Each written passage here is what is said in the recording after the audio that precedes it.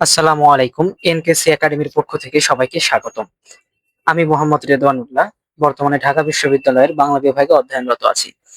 আজ আমরা দেখব এসএসসি ঢাকা বোর্ড ২০২৫ এর বাংলা দ্বিতীয় পত্রের প্রথম ১০টি প্রশ্নের সমাধান।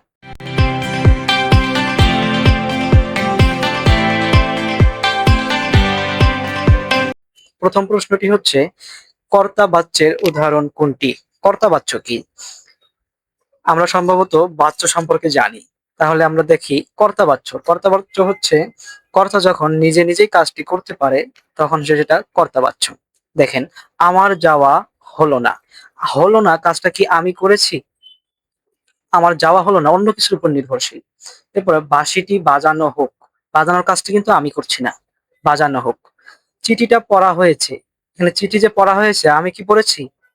তার মাধ্যমে পড়ানো হয়েছে। কিন্তু এরপরে দেখেন, শরতে শিউলি ফোটে। শিউলি ফোটে। শিউলি কি অন্য কেউ এসে ফুটিয়ে দেয়? নাকি নিজে নিজেই ফোটে?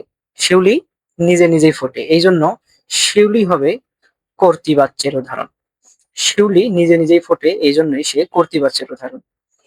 এরপরের প্রশ্ন হচ্ছে, সাধারণত দুটি বাক্যকে এক বাচ্যে এক বাক্যে পরিণত করার কাজে কোন যতিচিহ্ন বসে?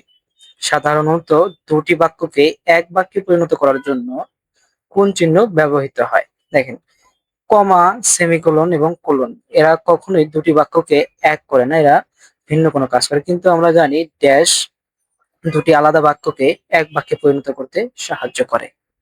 এর জন্য এর উত্তর হবে ড্যাশ। তৃতীয় প্রশ্নটি হচ্ছে, কাঁচা ঢিলা বাগধারাটির অর্থ কি? কাঁচা ঢিলা এটা হচ্ছে মুখস্থ বিদ্যা, যা তোমাকে জানতে হবে কাঁচা ঢিলা কোন বাগধারার অর্থ। কাঁচা ঢিলার অর্থ হচ্ছে অসাবধানতা। কাঁচা ঢিলা।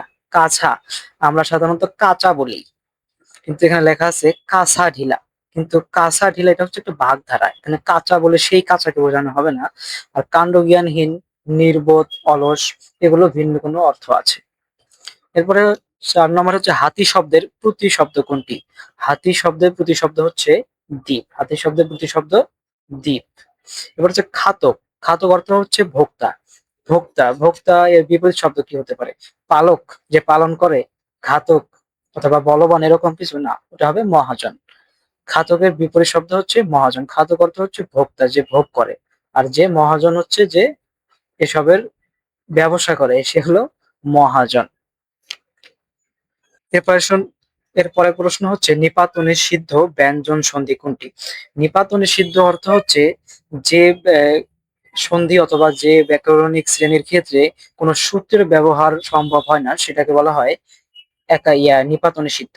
দেখো, কুলটা, গবাক্ষ, বনৌষধি, একাদশ এই চারটাই হচ্ছে নিপাতনে সিদ্ধ। কিন্তু নিপাতনে সিদ্ধর মধ্যে কোনটি ব্যঞ্জন আর কোনটি স্বর আর কোনটি হচ্ছে বিসর্গ সন্ধি সেটা মনে রাখতে হবে। এর জন্য অন্য কোনো উপায় নেই, একমাত্র উপায় হচ্ছে মুখস্থ রাখা। তাহলে অতি সহজে আমরা বের করতে পারবো।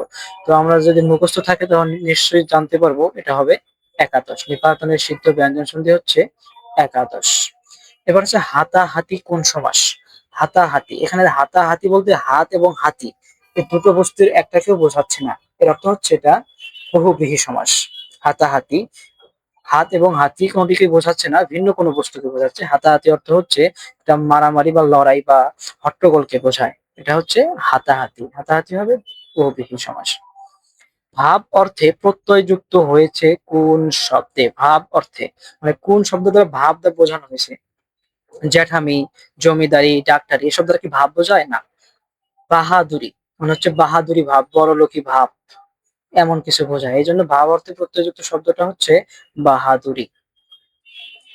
এরপর প্রশ্নটি হচ্ছে, অপসংস্কৃতি। সংস্কৃতি শব্দের উপসর্গটি কি অর্থে প্রকাশ করা হয়েছে? অপসংস্কৃতি, সংস্কৃতি স্বাভাবিকভাবে ব্যবহৃত হয়, কিন্তু অপসংস্কৃতি বোঝাতে কিন্তু মন্দ, বাজে, নিন্দনীয় সংস্কৃতিকে বোঝানো হয় না, বোঝানো হয় বিকৃত সংস্কৃতি। যখন কোনো কেউ বলবে যে অপসংস্কৃতি চর্চা হচ্ছে, অর্থ হচ্ছে বিকৃত সংস্কৃতি চর্চা হচ্ছে। মানে একটা সংস্কৃতিকে পাল্টে ভিন্ন রকম ভাবে চর্চা, এটা হলো অপসংস্কৃতি। আর এসবের যে কি অর্থ প্রকাশ করে এটার জন্য আমাদের শব্দের অর্থটা ভালোভাবে বুঝতে হবে। এরপরে আসি ১০ নম্বরে, যে শব্দাংশ পদের সঙ্গে যুক্ত হয়ে বক্তব্য জোরালো হয় সেগুলোকে কি বলে? বিভক্তি নির্দেশক বচন কেউ কোনো পদের সঙ্গে যুক্ত হয়ে জোরালো ভাব বোঝায় না, বোঝায় বলক। এটা একটা সবচেয়ে সহজ উপায় হচ্ছে বল বা জোরালো বোঝানোর জন্য ব্যবহার হয় বলক।